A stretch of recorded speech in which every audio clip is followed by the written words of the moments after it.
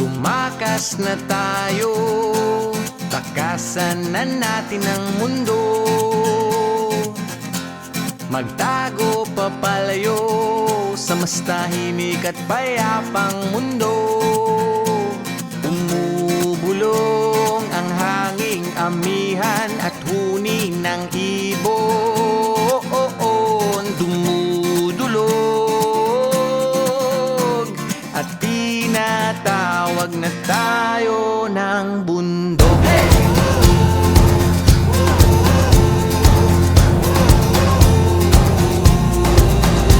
Dahil po sa turismo ng Mabini, Batangas, malaking dulot ang naibigay sa akin. Nagbago po ng unti-unti ang araw-araw namin pangangailangan.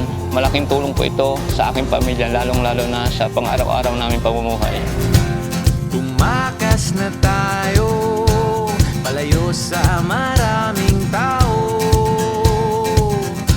Tumiwalay at magtago sa maingay at malabong mundo.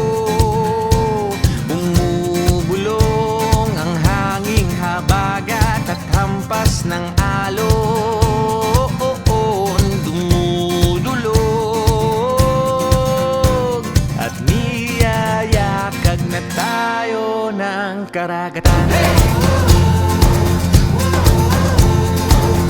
I choose this industry to break boundaries and to break the stigma about us. I am here to show people that we are capable, skilled, and we are also professionals.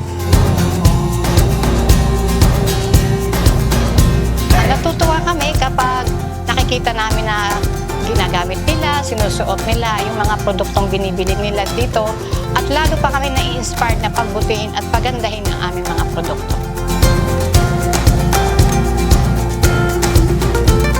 Nananabik ang puso kong masilayan ng takip silim.